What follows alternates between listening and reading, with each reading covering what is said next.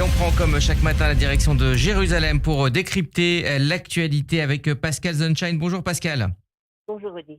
Tsahal a présenté hier soir donc les résultats de son enquête principale sur les défaillances du 7 octobre, une enquête qui pointe 6 défaillances majeures.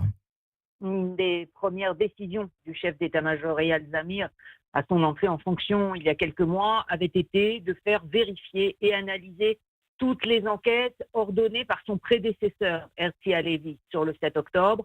Le général Sami Tourgeman, chargé de la mission, a donc rendu son rapport hier, d'où il ressort un état des lieux globalement accablant en ce qui concerne l'aspect opérationnel, le déroulement des événements et des décisions prises dans la nuit qui avait précédé l'attaque du Hamas, la conception stratégique et le niveau de préparation du commandement de la région militaire sud. La conception stratégique qui a présidé aux décisions de Tsahal était totalement inadaptée à la réalité. Les renseignements disponibles étaient insuffisants et leur analyse erronée. Le fameux document Muraille de Jéricho de Yahya Sinwar, connu depuis 2018 et qui détaillait déjà toute la stratégie et le plan d'attaque du Hamas, n'avait pas été pris au sérieux par les services de renseignement. Tout le fonctionnement organisationnel de Tsahal s'est dégradé au fil des années. Le niveau de commandement et sa réponse opérationnelle étaient donc inadaptés, ce qui a entraîné une prise de décision totalement défaillante dans la nuit du 6 au 7 octobre, quand sont apparus les premiers signes d'une attaque imminente. Avec une conclusion sans appel de la commission Tourgeman, l'attaque du 7 octobre aurait pu être évitée. Durant les heures critiques qui ont précédé l'assaut, aucune décision significative n'a été prise. Alors que le Hamas se préparait à l'offensive, Tsahal n'a pas relevé son niveau d'alerte.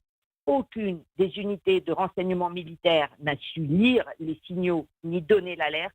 Au moment de l'attaque, Tsahal a été pris par surprise. L'armée de terre n'a pas compris l'ampleur de l'offensive et n'a pas déployé sur le terrain les forces nécessaires. L'aviation et la marine n'ont pas non plus rempli leur mission. En revanche, le rapport constate la bravoure des soldats et des officiers qui se trouvaient sur le terrain, qui ont pris des initiatives quand la chaîne de commandement ne répondait pas, avec une mention spéciale pour les guetteuses de Tsahal et pour les unités de défense locale des kibboutz. La commission Tourgeman souligne par ailleurs que toutes les enquêtes diligentées par Tsahal ont été réalisées de bonne foi et sans aucune dissimulation et en toute transparence.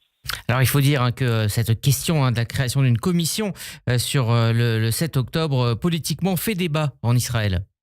Oui, le chef d'état-major de Tsahal a d'ailleurs lui-même affirmé au moment où il recevait le rapport du général Tourgeman que cet audit n'était qu'une étape et qu'il faudrait une enquête globale de l'ensemble des organisations et pas seulement de Tsahal, sans évoquer toutefois une commission d'enquête d'État. Or, c'est une question évidemment pressante en Israël et qui a été au cœur de la séance de la Knesset hier, une séance convoquée par l'opposition.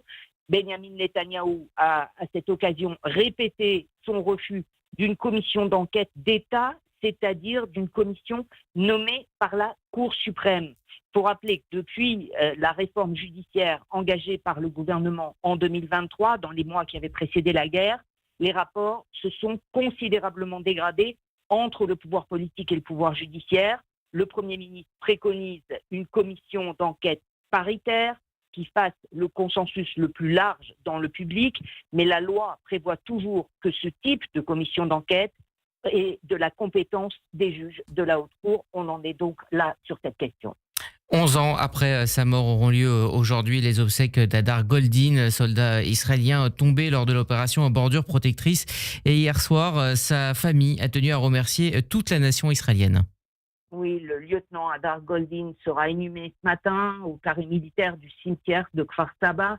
Hier soir, sa sœur Ayelet a tenu à remercier le peuple d'Israël de s'être mobilisé durant ces 11 années pour le retour de la dépouille de son frère. Elle a également appelé à ne pas arrêter avant le retour des 4 dernières dépouilles d'otages, toujours aux mains du Hamas dans la bande de Gaza.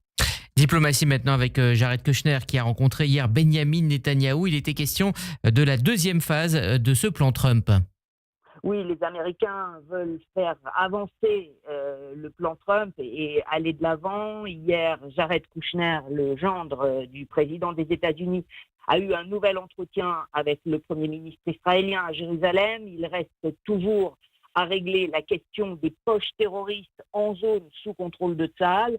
Les Américains veulent qu'Israël leur accorde un sauf-conduit si les terroristes acceptent de déposer les armes, qu'Israël refuse jusqu'à présent. Mais pour l'équipe du président Trump, ce serait le meilleur moyen de parvenir à un désarmement pacifique du Hamas, qui d'ailleurs ne fait pas partie de la mission de la force internationale qui doit être déployée à Gaza, une force pour laquelle Israël refuse toute participation de la Turquie, jugée trop proche du Hamas, et ce contre l'avis des Américains, qui eux ne sont pas prêts à relâcher la pression sur les dirigeants israéliens. Pour l'administration Trump, il est fondamental maintenant de passer aux phases suivantes de la reconstruction de la bande de Gaza, de la mise en place d'un gouvernement de transition, de façon à pouvoir stabiliser cette zone et ensuite passer à une normalisation plus large pour l'ensemble de la région. Mais évidemment, les enjeux sécuritaires pour Israël restent extrêmement importants tant que le Hamas dispose d'armes dans la bande de Gaza et tient également à maintenir son pouvoir politique dans l'enclave côtière, y compris dans le futur gouvernement de transition. Donc évidemment, des questions complexes à régler, alors que Jared Kushner a également évoqué avec Benjamin Netanyahou la situation qui se tend sur le front libanais, alors que le Hamas continue à se réarmer et à tenter de se réimplanter au plus près de la frontière israélienne. Merci à vous, Pascal.